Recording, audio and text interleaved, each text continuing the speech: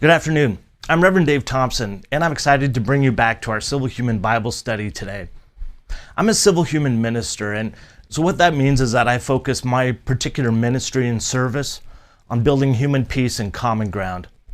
And in that effort, I'm looking at my own spiritual heritage to try to find those things that I think and feel are applicable to all humans across the board, regardless of our faiths, our different politics, and our different lifestyles. I truly believe that there, even 2,000 years ago, were truths and lessons and morals that transcend time and transcend our faiths and are applicable and usable as humans today, here, and now. So let's go ahead and jump into the passage today. It's Matthew chapter 21, verses 12 through 17.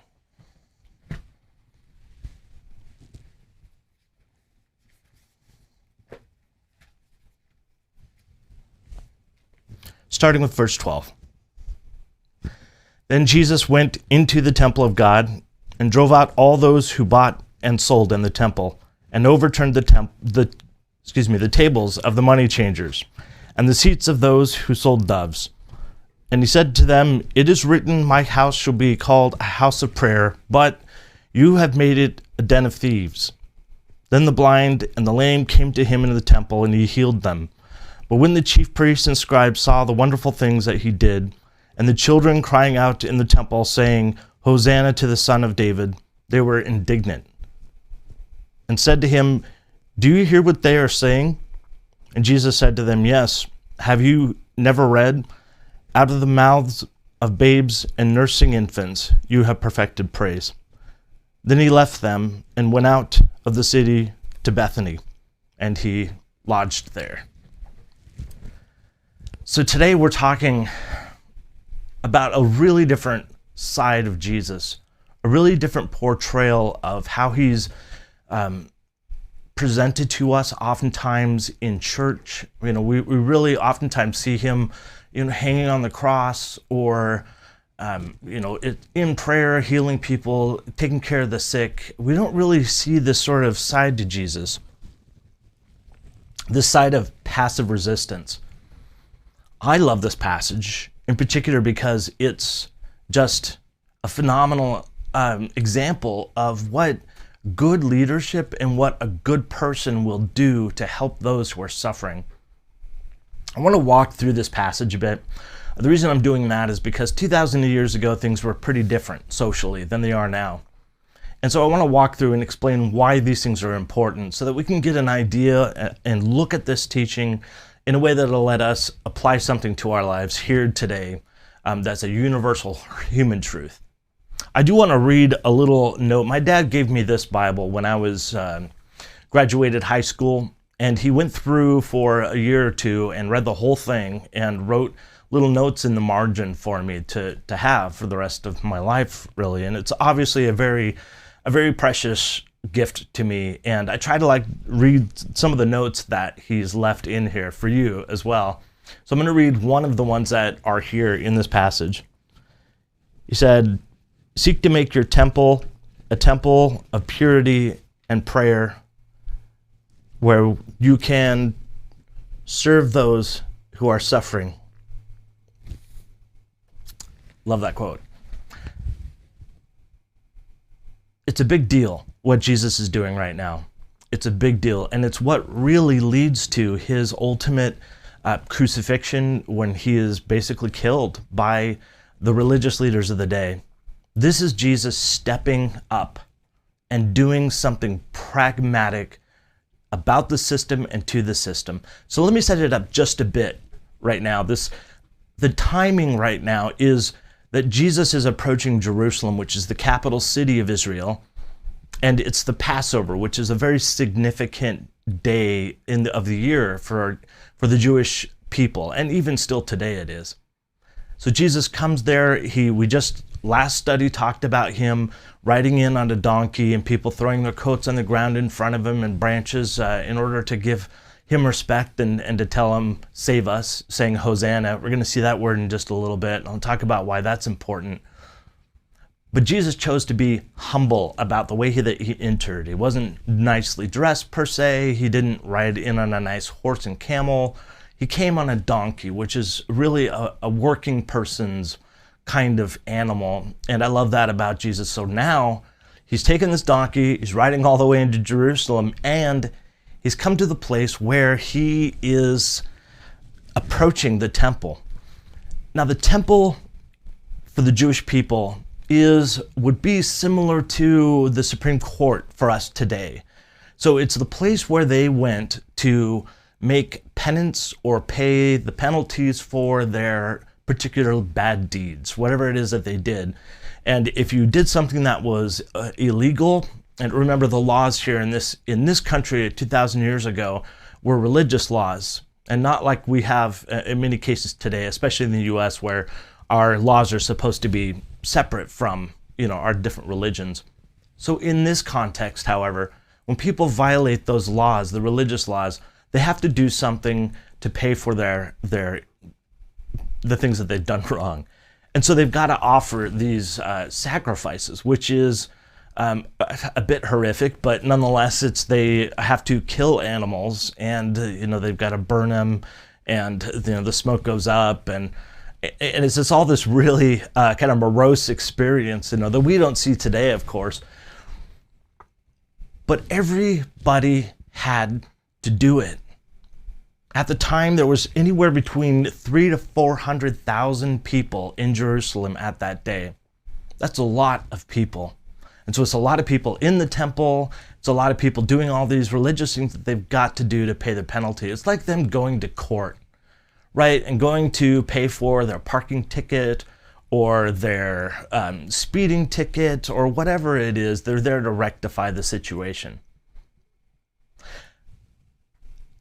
So what's important right now is that people need a way to do this. There's a whole mechanism in the temple, an organization that has been done for a long time there at that point. And it was there to sort of help people who were making a pilgrimage to Jerusalem to take care of this stuff. And so we're going to have just a few different scenarios and situations where Jesus is resisting these people very strongly. And again, I love this part because it's totally different than what we see normally. But the first thing he does is he goes to drive out the buyers and the sellers. So what in the world does that mean? First of all, the temple is this big building, right? And it has a couple different sections. Inside the walls of the temple, there's what's called the court of the Gentiles. And that's where basically anybody can come in to deal with their religious issues. But as you go into further into the temple, it becomes more and more restrictive to the ultimate place that they call the Holy of Holies, which only one or two or just a few religious leaders, after doing all of these purity practices, would go in and take care of whatever ritual business they had to do. And they had actually a rope tied to them so they could pull them out in case they died in the presence of God. So why does Jesus drive these people out, right? First of all, the buyers and sellers are there because people are traveling, and it's not going to be easy to carry a lamb with them or any of the other wildlife that they need to make these sacrifices. So they come to the temple. They go to the sellers who have, doves and sheep and lambs and goats and other things that you can buy for the sake of sacrificing. They also have people who are buyers. So people are bringing in droves of animals to purchase the animals off of them and then to sell them to the people coming to the temple for the ritual, right? It seems like a helpful thing, right? Here's where the trouble comes in. They charged a fee for each of these transactions. I guess it would be like our merchant fees and our credit cards for those who are business owners. They have to pay that whatever percentage on each transaction. It was the same, but it was getting expensive. So expensive that normal people couldn't afford to do the sacrifices they needed to do to be good people in society.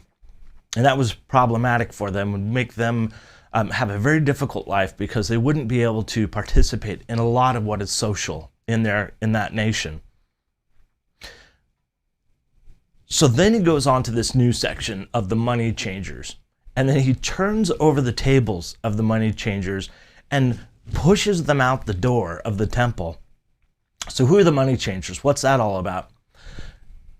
People had to pay tithes and offerings and money to the temple, either for remittance of something that they owed, or in their nation, generally you would give the first fruits of your crops or 10% of your wages or your accumulation, and it would go to the temple.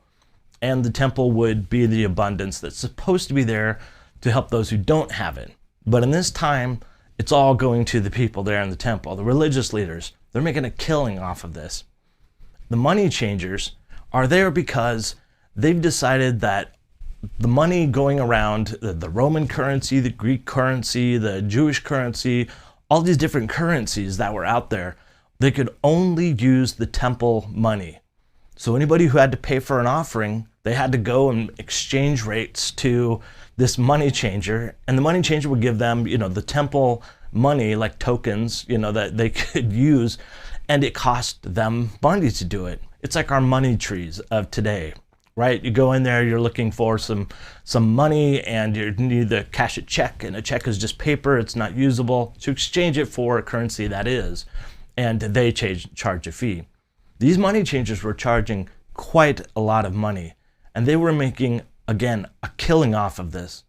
And so Jesus is absolutely upset and throws their tables over, which means all the currency and coin is going everywhere, and forces them out the door, which is not a small task, right? I mean, they're going to be resisting, but evidently Jesus had enough strength in him to make it happen. And so next he goes to the dove sellers. And these are there for a specific reason. Doves are like the cheapest way to make sacrifices. Lambs are expensive, goats are expensive, but doves, they're not too bad, right? It's something that the poor could purchase. And so again, you have people who brought in droves of pigeons and doves for people to buy off of these people who would exchange them. So they bring it in, they sell their doves. The people needing to make sacrifices who are poor go to get these doves and then make sacrifices to the temple and to God. So why the heck is Jesus doing this? It's simple. The rules and the laws and the system was set up to create substantial suffering for the poor. The poor were living under a tremendous oppression for them. They couldn't afford to be good people or to participate in society because it cost too much, because they couldn't get there, because they were having to work instead of go to the temple. Sound familiar, right? 2,000 years ago, we're having the same problems now even. So I want to just note a couple of quick things. And then I want to tie this up and talk about how this applies to us here 2,000 years removed from it. The first is that Jesus, after he does all these, crazy evictions, he comes back in and says, this is supposed to be a house of prayer, of healing. It's a place where people are supposed to come to resolve their problems, to get teaching, to have a service for them. And it's supposed to be for the poor, for the people who are truly injured in society, and to allow those people who have a great amount of stuff to give to the temple so the temple can redistribute it to the people around them. That's not the way it happened. In Jesus' time, that money stopped right at the temple. The Pharisees, the Sadducees, the scribes, all of these religious leaders, they were making a lot of money and became a whole separate caste in society. They were a special group of people, as were the merchants who did all these exchanges and all that. And so Jesus goes in and essentially rights this gigantic wrong by cleaning out the temple and replacing it with healing. He starts to serve people, to heal them, to help them. And then the children start saying, Hosanna to the Son of David. Hosanna is this phrase that they used in that time for people that were seen as somebody who could help. Because the word actually means, please save us, is what Hosanna means. And the Son of David just means, Messiah or the King is essentially how that translates. So they're saying to Jesus, thanks, please save us. And the Pharisees are upset because they don't think it's appropriate that Jesus gets these accolades or is seen as a responsible figure. And Jesus doesn't care, and he goes, look, by the way, these kids are doing what you need to be doing. You should be asking for help saving the poor. You should be asking for help to figure out how to do something better for those who are without. I want to jump into why this even matters 2,000 years removed. Right? It was a religious nation. They had a temple. They had a tax. Yeah, sure, it was social unrest. But today we've gotten better, right? It's 2,000 years that we've had to advance as human beings. We've got to be better than these guys and gals 2,000 years ago. We are not. We have exactly the same problems. And I want to point out just a couple of them to give us a case in point of what in the world and how in the world this applies to us right now. It comes down to achievability. What can people achieve? And it's one of the hallmarks of, as a civil human minister, one of the key platforms that I stand for is that people should not be asked to do anything people should only be asked to do something that's achievable by them. When we look at the excessive penalties, tickets, insurance, registration, licensing, yada, yada, it is a burden, an oppression to the poor in our nation. Here in California, in Sacramento, for example, it's $500 if you run a red light. And of course, people are saying, well, we want it to be excessive because we want people to feel the importance of this law because so much damage can be done. I understand that line of reasoning, but it's not going to help, and it's not going to have the outcome that you expect when you charge somebody $500 and they are not able to pay rent. That's a rent payment. It's a car payment. It's food on the table. It is excessive and it is oppressive. As far as the money changers of the day, 2,000 years ago, we still have them right now. Banks. We call them banks. They are people who take currencies and exchange them for us. They hold on to it. They allow us to send it to all these different places. Are they oppressive? Yes. Overdraft fees. 2 words, 3 words. These are oppressive. When somebody who is struggling to be able to pay for the bills that they have, and they get hit with $210 worth of overdraft fees because they had 6 transactions totaling like $7, that is oppressive, and it is wrong. Last, just a quick thing, and even on the banks, talking about the money changers, right? When people can't pay those fees for the banks, you and I both know that they get charged off of the bank, they go on check systems, and they are not able to get a check for a long time, or to use a bank for a long time, at least the mainstream ones. They have to go to Walmart or to the Money Tree and go through all of these yet again more oppressive practices in order to just be a normal person in society and function. And the last is our credit system.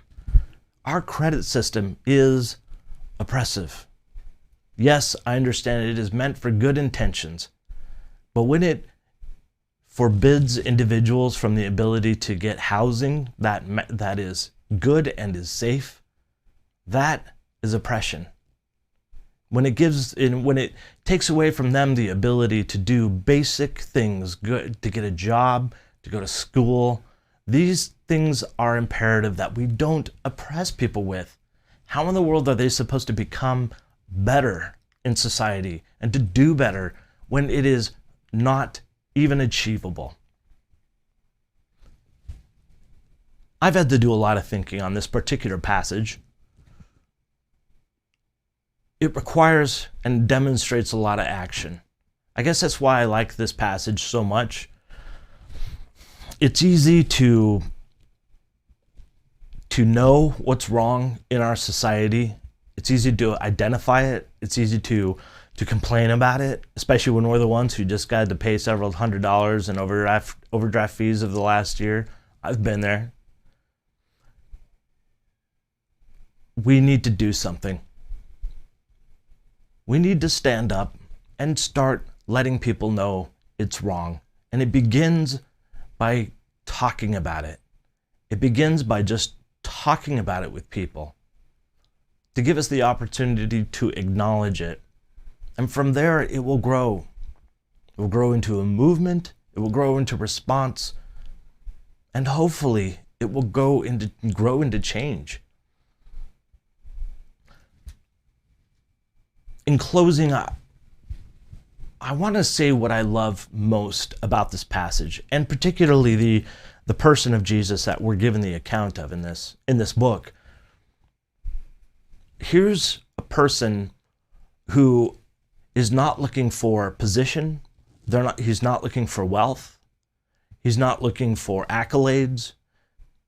He is looking to help, pragmatically help those who need help. And I think that is one of the greatest hallmarks.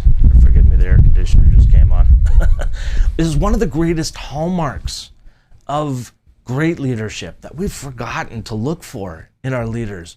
Somebody who is compassionate, who doesn't care about how much money they can make or how great they're going to look or what kind of nice house or car they drive in or clothes they wear. They are a person who is first concerned with those who are being oppressed, those who are truly suffering in society. I might ask, as I'm going about reflecting on these things, that you also reflect on them, to think about the ways in which you might be able to help, to contribute, whether that's helping somebody pragmatically, whether that's paying off somebody's debt for them, whether that's talking to a political person who can be encouraged by your story. I might encourage you to do what you can, because when we do this, we create a society of happiness and of prosperity and of peace. We are only as good and only as strong as those who are suffering the greatest in our society. Thank you for joining me today. A bit of a somber conversation, I realize, but nonetheless necessary, I think, to talk about in our society. I'm looking forward to seeing you tomorrow, live at noon is when we have these shows. Thank you for adding your comments and reflections and questions under the video in the comments. I really appreciate it. And I know other people do too. So I would encourage you to leave your thoughts there, your reflections, or things that you even want me to talk about. I also would love it if you could subscribe to my channel in YouTube. There's a little box down here that you can click that says subscribe.